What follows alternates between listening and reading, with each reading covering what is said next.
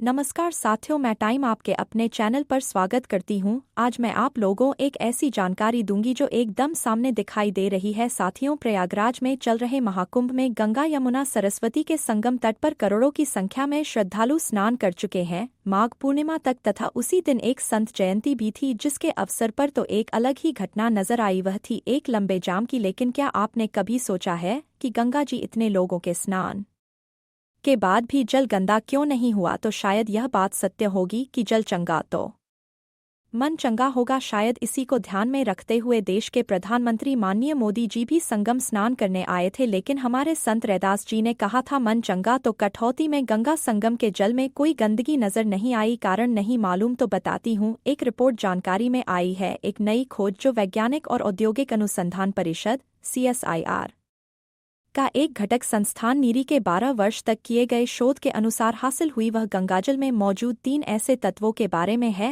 जो गंगाजल में पाए जाते हैं, जो अविरल बहती गंगा को अपने आप स्वच्छ करते रहते हैं।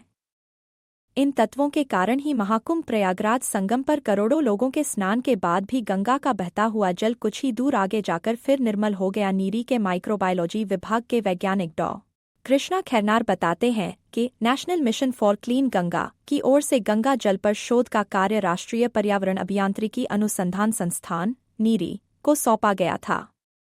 नीरी ने 12 वर्षों तक 2400 किलोमीटर में बहने वाली गंगा को 3 भागों में बांटकर इसके जल के ऊपर शोध किया, जो इस प्रकार था। प्रथम भाग गंगा के उद्गम स्थल गोमुख से हरिद्वार तक का है, दूसरा भाग हरिद्वार से पटना तक का है, तीसरा भाग पटना से बंगाल तक का है। इनमें गोमुख से हरिद्वार तक के प्रथम भाग में गंगा नदी में ऐसे 3 प्रमुख तत्व पाए गए जिनके कारण गंगा का बहता जल न सिर्फ निर्मल रहता है बल्कि घर में लाकर रखा गया जल भी सालों साल खराब नहीं होता। डॉ खैरनार जी बताते हैं कि इनमें पहला तत्व गंगा के पानी में घुली प्रचुर ऑक्सीजन की मात्रा है, जो प्रति लीटर 20 मिलीमीटर तक पाई जाती है।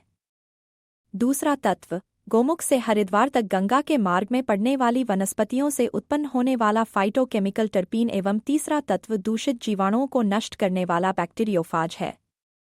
ये तीनों तत्व गंगा को अन्य नदियों से अलग बनाते हैं। नीरी ने गंगा नदी के साथ ही साथ यमुना एवं नर्मदा आदि नदियों के जल का भी तुलनात्मक अध्ययन किया, मगर उनमें ये तीनों तत्व उस मात्रा में नहीं पाए जाते जिस मात्रा में गंगाजल में पाए जाते हैं। डॉक्टर खैरनार के अनुसार नीरी ने न सिर्फ गंगाजल ही अध्ययन किया बल्कि उसकी तलहटी की रेत एवं मिट्टी का भी अध्ययन किया। गंगा की तलहटी में मौजूद हैं ये खास तत्व जो गंगा को साफ रखने में भरपूर अपना रोल अदा करते हैं। ये तीनों तत्व उसकी तलहटी की मिट्टी में भी प्रचुर मात्रा में पाए गए। वह कहते हैं कि जब गंगा का पानी अपनी तलहटी से खिलता हुआ आगे बढ़ता है तो वह इन तत्वों के संपर्क में आकर अपने आप निर्मल होता जाता है, मगर जैसे जैसे गंगा के मार्ग में अवरोध उत्पन्न होता जाता है वैसे वैसे उसकी यह क्षमता कम होती जाती है। इसलिए यह जरूरी है कि गंगा नदी को अविरल बहने दिया जाए।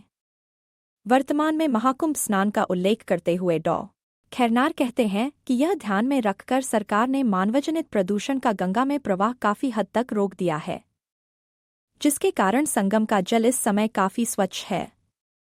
संगम में एक साथ करोड़ों लोगों के स्नान करने से संभव है कि कुछ देर के लिए उस स्थान पर मानव शरीर से निकले जीवाणु जल को प्रदूषित कर रहे हों, मगर गंगा के अविरल प्रवाह के कारण कुछ ही दूरी जाने के बाद गंगा जल फिर अविरल हो जाता है। इसी का प्रमाण संगम के स्नान पर देखने को मिल रहा है। इसकी पौराणिकता और वैज्ञानिकता दोनों को जाहिर करता है। गंगा युग युग से बह रही है और आम और खास सबको जीवन प्रदान कर रही है। वैज्ञानिकों की रिपोर्ट कहती है प्रदूषित होकर भी गंगाजल को पवित्र मानने का रहस्य सालों पुराना है। टेस्ट के बाद देखा गया है कि गंगा का पानी कई सालों तक खराब नहीं होता। गंगा को छोड़कर किसी भी नदी का पानी लंबे समय तक बोतल में रखा नहीं जाता। बाजार में आजकल पानी की ब्रांडेड बोतलों की भरमार है, लेकिन उसे सालों साल नहीं रखा जा सकता। हिंदू आख्यान कहता है गंगा धरती पर सीधे स्वर्ग से धरती पर उतरी है। गंगा का मिशन इंसानों को जीवन देना है।